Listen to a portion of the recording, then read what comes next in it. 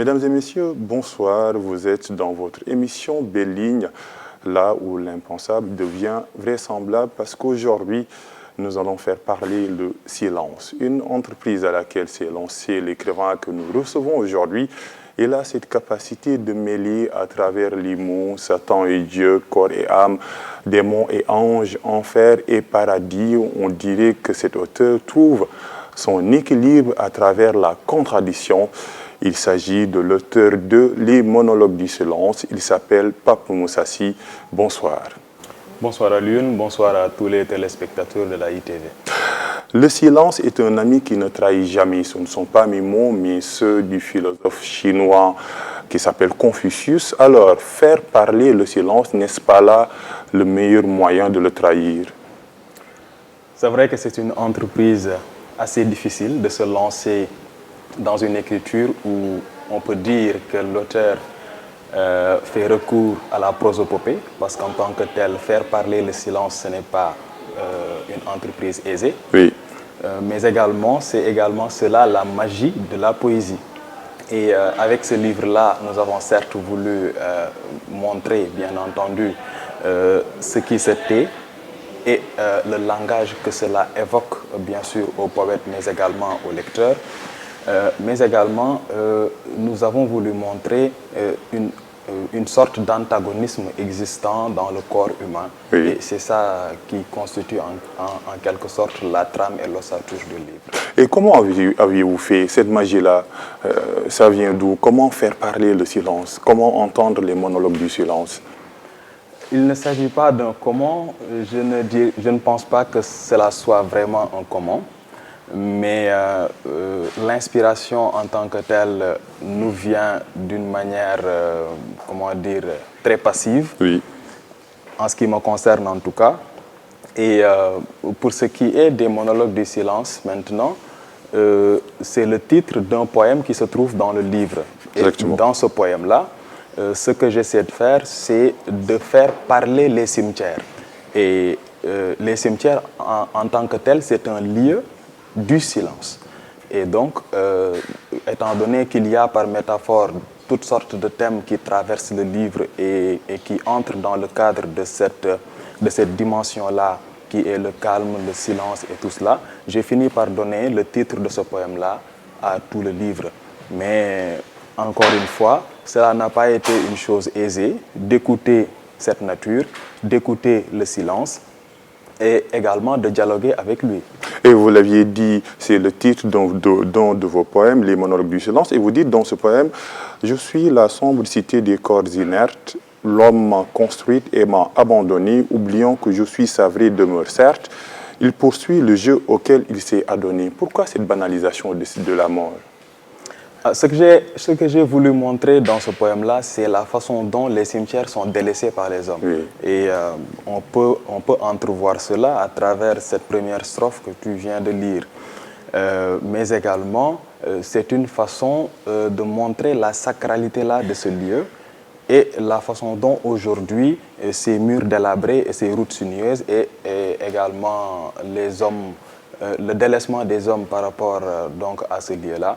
C'est ça surtout, en quelque sorte, ce qui motive ce poème. Et pourtant, les cimetières sont le symbole de la grande faucheuse, vous le dites. Mais la grande faucheuse, tout le monde a peur de la grande faucheuse. D'ailleurs, vous le dites, vous dites, la mort est-elle si devenue banale aux yeux des hommes?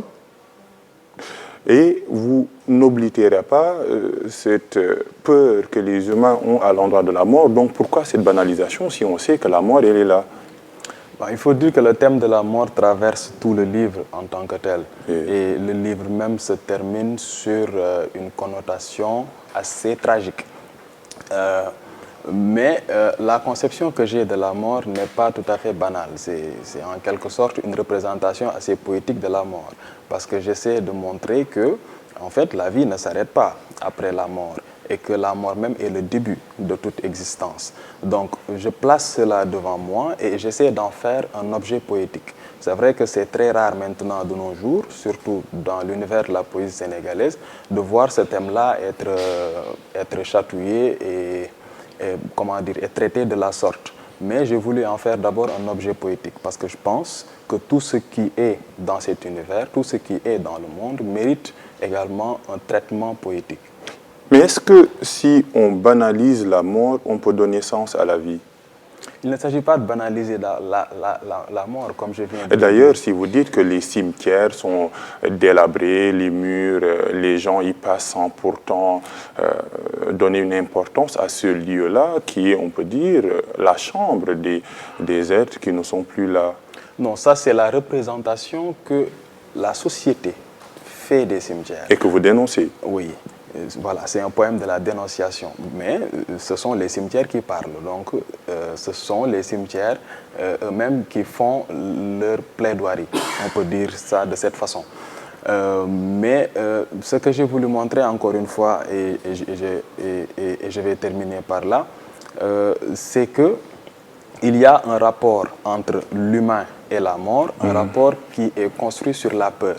Et ici, en traitant la mort d'une certaine façon, en parlant moi-même de ma mort, je ne cherche pas à banaliser la mort, mais je cherche à la poser comme une certaine évidence incontournable et que tous les humains, en quelque sorte, doivent se préparer à cette situation-là et s'y confronter, de sorte à construire leur existence et à la bâtir. Et vous associez la vie à la mort, mais pas seulement. Les mots opposés s'enchaînent dans votre livre et font de même le rythme de ce recueil de poèmes, ténèbres brillantes, obscures, lumière, sublime misère, pour ne citer que cela par Moussassi. Vous donnez une place importante à l'oxymore. Pourquoi? Je pense que la poésie, c'est l'harmonie des contraires. C'est la capacité à réunir des éléments qui, a priori, sont donnés comme opposés et à pouvoir créer une certaine harmonie entre ces différents éléments-là. C'est ce que j'ai essayé de faire. Donc, de réunir la clarté et l'obscurité, les démons et les anges, les anges, Satan et Dieu.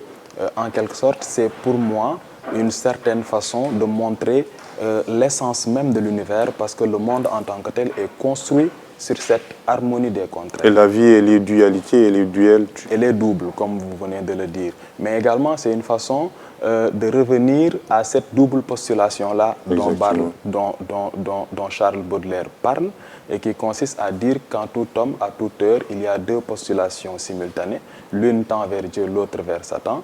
Celle de Dieu ou spiritualité est un désir de monter en grade et celle de Satan ou animalité, une joie de descendre. Donc j'ai essayé de montrer cette double antagonisme-là qu'on trouve également dans la poésie de Rimbaud, de Louise Ackermann, ainsi que de beaucoup de poètes symbolistes. Et comment le poète s'en sort dans cette dualité-là? Où trouve-t-il l'équilibre?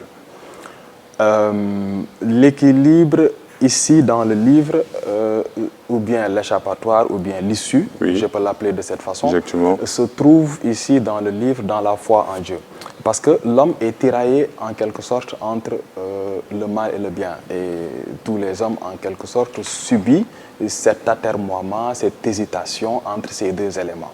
Mais dans le livre, ce que le poète essaie de montrer, c'est que face à cette déchéance de l'homme vers le gouffre, il y a toujours l'aspiration vers Dieu qui peut nous élever et nous rendre meilleurs. Et c'est ce à quoi le poète aspire éternellement. Et d'ailleurs, cette dualité ouvre votre univers poétique à travers ce poème qui s'appelle « Au lecteur ». Vous dites, quoi que l'on fasse, il subit deux grands tourments. La hantise de son temps, Corias le chasse, et le souffle de Dieu tenace le pourchasse. Sa foi est ainsi engagée à tout le moment. Et quel choix faire pour le lecteur? Vous dites, c'est vous qui répondez, fais ton choix, cher confident, sombre et cruel lecteur. C'est une façon de donner la responsabilité au lecteur, mais en quelque sorte aussi, c'est une façon de poser déjà le débat. Il y a une question qui est posée dans ce poème que vous venez de lire, vive passion ou vive illumination. C'est-à-dire qu'on est forcément obligé d'être dans l'un ou dans l'autre. C'est-à-dire d'être dans le penchant de Dieu ou bien dans celui de Satan. Donc ce livre-là, bien que ce n'est pas divisé en deux parties, mais c'est un livre qui en quelque sorte parle d'abord des passions pour ensuite aborder la question des illuminations. On pourrait le subdiviser en deux parties, bien que cela ne soit pas divisé manifestement. Et cette crise existentielle fait de votre poème, de vos poèmes, une poésie un peu philosophique, parce que cette poésie-là interroge l'humain dans ce qui est en lui, dans son existence profonde. Oui, le thème du livre, c'est la philosophie, la métaphysique. J'ai fait le choix de faire de ces éléments-là le thème de mon livre. Cela, bien sûr, entre un peu en contradiction avec ce qui se traite généralement dans la poésie sénégalaise. Parce que ce sont des thèmes assez, comment dire, assez complexes, oui. Oui, assez complexes, qui ne sont pas faciles à aborder d'une certaine façon. Mais ce que j'ai voulu faire, c'est de les traiter toujours avec poésie, mais surtout de laisser jaillir à travers chaque poème une certaine leçon de morale, un enseignement qui peut être utile également à l'homme ou bien au lecteur d'une manière beaucoup plus particulière.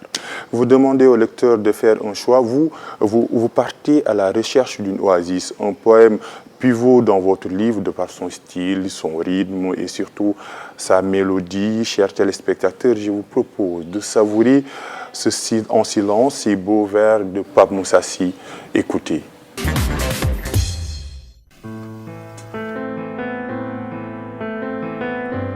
La recherche de l'oasis. Quand dans ce monde si éperdu je suis seul, et quand le vent du désespoir cingle ma face, quand l'eau chaude, vie désertique me rend veule, l'espoir de voir un désert vital me tracasse. Quand lentement devant moi l'horizon s'efface et que j'avance à pas feutrés dans l'indécis, quand dans mes vains efforts je vois surgir l'impasse, je dis, l'oasis n'est ni ailleurs ni ici. Dans un vaste désert, j'erre comme un berbère, j'endure le fait pesant d'une flamme ardente, je hume l'âpreté d'un vent de poussière, à la recherche d'une oasis consolante. Soudain, je l'aperçois, elle est là devant moi, l'oasis avec ses grands palmiers et son eau claire. Je cours, je vole, mais ma joie n'est que précaire. C'est juste un mirage, tout redevient quoi? Un grand chagrin lancinant me perce la chair, mais je dois reprendre ma quête de naguère. Peu importe les obstacles et précipices, je suis toujours à la recherche d'une oasis.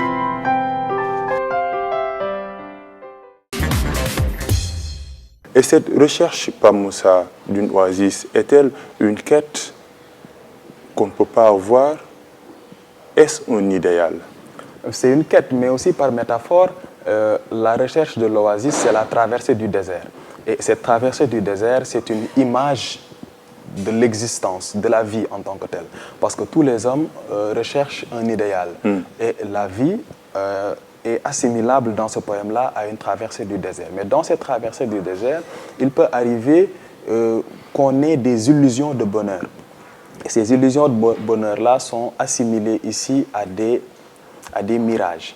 Et ces mirages-là peuvent nous donner l'impression que nous avons réussi ou que nous avons atteint le bonheur ou que nous sommes en quelque sorte arrivés à destination. Mais quand on se rend compte que tout ceci n'était que mirage, là il y a déception. Et c'est là maintenant qu'il faut faire un choix encore. Le choix de laisser tomber ou bien le choix de se relever et de continuer encore à la quête de l'oasis. Et dans cette Heureusement, ce poème-là se termine sur une connotation positive parce qu'à la fin du poème, le poète écrit « Je suis toujours à la quête de l'oasis ». Est-ce que c'est dans cette traversée du désert-là, la boussole qui éclaire le chemin de l'humanité, c'est la religion? Oui, je le crois fortement. Et vous croyez que la croyance est le remède à tout? Bien sûr. Dans ce monde où la crise d'identité, elle est là. Oui, c'est la conception que j'ai de l'existence, en tout cas. C'est ma conception à moi et c'est cette conception-là que j'ai voulu partager dans le livre. Et vous pensez que le lecteur va trouver son remède à travers cette croyance-là, la spiritualité? Eh bien, s'il le trouve, ce sera une satisfaction de ma part, parce qu'il y a déjà un lecteur qui m'a interpellé une fois pour me dire qu'il a eu beaucoup de satisfaction à lire certains de ces textes qui l'ont un peu rapproché de la divinité et surtout d'une compréhension assez spirituelle et élevée de la divinité en tant que telle. Est-ce que c'était l'effet escompté, c'est ça? Entre autres, oui. Montrer le lecteur la voie à suivre. Entre autres, oui. Trop jeune pour ne pas le faire? Je ne dirais pas trop jeune. On n'est jamais trop jeune en poésie. Il y a Victor Hugo qui dit on devient vieux en apprenant tous les jours. Oui. Et je pense que la question de la vieillesse n'est pas une question d'âge, c'est une question d'expérience, de lecture et surtout de compréhension de l'univers. Et surtout d'état d'esprit. Même l'amour est un dilemme pour vous. Tout est dilemme dans la vie. Pourquoi? Il faut toujours faire un choix. Il y a dans toute situation, dans toute circonstance, deux éléments qui sont toujours opposés, il faut faire un choix. L'amour nous rend heureux, l'amour aussi nous fait souffrir. Et il y a l'amitié et l'amour aussi, qui sont deux sentiments que l'humain peut éprouver. Et vous dites qu'il n'y a qu'une seule phrase entre amitié et amour, il n'y a qu'un seul geste entre amitié et amour, il n'y a qu'un seul pas entre amitié et amour. Il n'y a rien? Non, il y a quelque chose, heureusement. Et je veux dire par là qu'il y a une toute petite chose entre ces deux sentiments-là. Et c'est-à-dire qu'entre amitié et amour, il n'y a qu'une phrase. Une phrase qui laboure, arrose, sème. Et cette phrase-là, c'est lorsque vous dites « je t'aime » à la personne avec qui vous entretenez cette amitié. Il y a aussi un geste entre amitié et amour, et ce geste-là, c'est un doux et tendre baiser. Et ce baiser-là également brise le lien de l'amitié. Donc, est-ce qu'il y a une différence? Est-ce que le dilemme est établi? On dirait que les deux sentiments se confondent. Il y a un dilemme, parce qu'il y a un autre poème où le personnage qui est représenté est un personnage qui hésite entre l'amitié et l'amour. Entre ces deux situations également, il se trouve perdu. Il ne sait pas s'il doit maintenir cette amitié ou tout au contraire faire le choix de sauter le pas et de basculer dans l'amour. Et vous dites dans ce poème Dilemme, la barque de l'amour tellement chavirable doit être maniée avec délicatesse. Oui. Délicatesse. Donc forcément, très prudence, parce que vous dites, à la fin, la chute de ce poème, le mal d'amour et le mal de mer sont ivresse. C'est une métaphore pour montrer tout simplement la folie de l'amour. L'ivresse, c'est à peu près une métaphore de la folie. Donc, pour montrer en tout cas qu'il faut être vigilant, mais surtout prudent et également délicat avec ce sentiment-là qui est l'amour. Et le poème continue avec le thème de l'amour. Mon cœur, rien de plus, rien de moi. Il aime avec mal comme il étreint avec soin. Son amour esquis n'a ni limite ni seuil. C'est l'éternel déferlement cognant l'écueil. Selon vous, le cœur humain est-il un endroit où l'amour peut tout prendre? Ici, il ne s'agit pas du cœur humain d'une manière générale, mais j'ai essayé de faire une représentation du cœur du poète. Le cœur du poète. Le il, c'est le poète. Même si le poète, c'est un humain. Oui, bien entendu. Mais le cœur du poète ici est représenté d'une manière beaucoup plus sensible. J'essaie de montrer que le poète que je suis, en tout cas, est quelqu'un qui essaie de s'élever et d'essayer, en quelque sorte, de saisir l'ineffable et d'être sensible à ce que la majorité semble tourner le dos. L'écriture de vos poèmes montre une rigueur esthétique. Vos rimes sont soignées, vous utilisez le sonnet, l'acrostiche des rimes. Est-ce que vous voulez redorer à la poésie cette sacralité? Il y a certains qui se sont précipités à me qualifier de classique, ce que je ne suis pas. On dirait un Français qui écrit des poèmes. Ce que je ne suis pas, bien entendu, j'y reviens tout à l'heure. Mais il y a quand même un certain travail qui est fait sur la forme. Parce que je pense que la poésie est un langage sacré. Oui. Lorsque j'ai publié le livre, il y a le professeur Amadou Bamba Thioban qui m'a envoyé une lettre dans laquelle il a donné une définition de la poésie en disant que un texte qui ne signifie ni ne signale, peut-il être parlé de poésie, peut-il être considéré comme une poésie? Et je lui ai répondu en lui disant que sa définition prenait certes en considération le fond de la poésie, mais c'est une définition qui ne prend pas en charge la forme. Et moi, je pense qu'un texte qui est si élevé, si profond, est un texte qui doit aussi être travaillé. Le poète primordial, l'auteur du Coran, en fait autant. Et c'est la conception que j'ai également de la poésie. Donc je ne suis pas classique, mais j'essaie de maintenir une certaine esthétique bâtie sur une rigueur et sur une contrainte, une certaine harmonisation des syllabes en tant que tel. Il ne s'agit pas de respecter le maître occidental à chaque fois, mais il s'agit d'inclure dans l'écriture du poème le nombre. Parce que je pense, comme Victor Hugo, qui le dit d'ailleurs dans la préface des Rayons et les Ombres, que le nombre est dans l'art comme dans la science.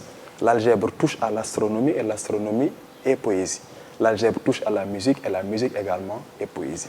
Mais faut-il pas contextualiser notre manière d'écriture? Parce qu'ici, la liberté du style a été toujours le combat des poètes depuis le début de la poésie africaine. Oui, sauf qu'il ne faut pas confondre liberté et facilité. Oui. Même ceux qui sont les théoriciens de la liberté, à savoir ceux qui se sont donnés à cette poésie-là d'expression libre, comme Césaire, etc., les surréalistes, ainsi de suite, ceux-là ont maintenu une certaine contrainte dans l'écriture, mais une contrainte qui se trouvait dans le choix du rythme. Quand Césaire et de l'effacement de la rime. Oui, il y a effacement de la rime, mais il y a toujours contrainte. Ce n'était pas une écriture, faite à la va-vite comme ça. Oui. Quand vous lisez Césaire ou Senghor, vous sentez qu'il y a un rythme qui revient d'une manière répétitive et à un rythme régulier. C'est ça une contrainte que le poète s'est fixée. Ce n'est pas dans la rime que c'est perceptible, mais c'est à travers la sonorité, c'est à travers le rythme des vers. Quand Césaire écrit ma négritude n'est pas une pierre, sa surdité ruée contre la clameur du jour. Ma négritude n'est pas une tête d'eau morte sur les morts de la terre. Ma négritude n'est ni une tour ni une cathédrale. Oui. On sent qu'il y a un travail qui est fait sur les allitérations, sur les assonances, sur les rythmes, sur le caractère répétitif du rythme. Et cela, pour moi, ce n'est pas une liberté d'écriture, non, non. Il y a une contrainte qui est toujours là. Moi, je pense, pour résumer tout ça, que le poète ne peut pas parler comme tout le monde. Et il ne serait pas d'ailleurs poète si par malheur il parlait comme tout le monde. Est-ce une manière de dénoncer ce qui se fait ici? Non, je ne dénonce pas. Chacun a sa sensibilité et Parce que vous êtes, la sacralité de la poésie vous tient à cœur. Oui, la poésie, de toute façon, a toujours été sacrée. Même si on tente de la désacraliser, elle demeurera sacrée. On tente de la désacraliser ici au Sénégal. C'est ce qui se fait, les poèmes écrits. Est-ce que les écrivains tombent dans le piège de la facilité? Ce n'est pas parce qu'il n'y a pas de rime dans un texte que ce texte-là n'est pas sacré. Oui. Il y a même Paul Verlaine qui a dit que la rime est un bijou d'un sou. Donc ça ne vaut rien. Ce n'est pas la rime qui fait la beauté d'un texte. Moi, j'ai écrit des textes qui n'ont pas de rime. J'ai écrit des textes qui n'obéissent également mais ils sont très rares dans ce recueil. Aucune forme classique. Il y a le poème Jalousie, par exemple. Le poème qui parle de la jalousie, il n'y a pas de rime. Mais ce que je veux dire par là, c'est que la beauté d'un texte réside forcément dans une répétition régulière d'une contrainte. Maintenant, que cela soit une contrainte basée sur la rime, sur une forme, sur une image, sur une sonorité, sur un rythme, cela dépend du choix du poète. Mais même quand le poète choisit de ne pas rimer, il y a à chaque fois, quand on lit ce texte, un travail qu'il essaie de faire sur le langage. Aucun poète dans le monde ne te dira que je ne fais aucun travail sur le langage. Sinon, il ne serait pas poète. Donc cette liberté du style-là a des limites. La poésie est d'abord un art du langage. Oui. Avant d'être quoi que ce soit. Elle est contraignante et l'écrivain doit se conformer à ces contraintes-là pour écrire ce qu'on peut appeler une poésie. Non, il n'y a pas de droit, c'est un choix. Il n'est pas dit que l'écrivain doit se conformer aux exigences classiques. Non, il y a juste un choix à faire. Il peut choisir de respecter certaines contraintes, oui, d'écrire d'une manière difficile, d'accoucher ses vers d'une manière difficile, comme il peut choisir également de s'en libérer et d'essayer d'être beaucoup plus libre dans sa façon d'écrire. Mais vous choisissez la contrainte. Je l'ai choisi la ici. Recherche des rimes. Je l'ai choisi ici.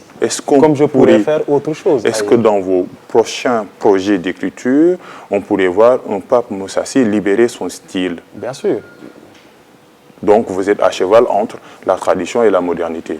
Bien sûr. Et même s'il y a des poèmes dans ce livre-là qui donnent l'impression de respecter la poésie classique, quelquefois même, il y a des avatars de l'alexandrin trouvent dans ce livre, c'est-à-dire des alexandrins boiteux, comme les appelle Anne-Sophie Boris, c'est-à-dire des alexandrins de 13 et 11 syllabes.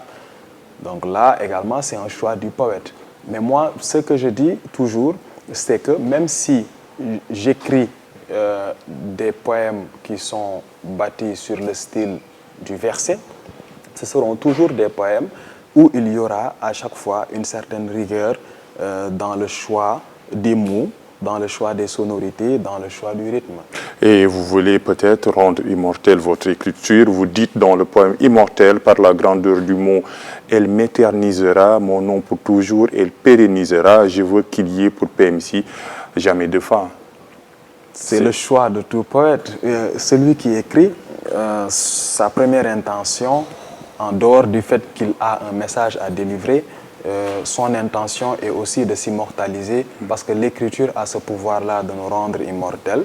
Et j'espère que ce livre-là le fera d'une manière positive. Nous aussi, c'est tout le mal que nous vous souhaitons, PMC, parce que les monologues du silence, dans ce livre, vous dévoilez les secrets du silence qui charme, qui séduit et forcément qui convainc le lecteur, mais aussi les amoureux du livre, comme ceux qui regardent à chaque fois cette émission Belle Ligne. C'est la fin de cette émission. Nous vous donnons rendez-vous d'ici 15 jours pour un nouveau numéro.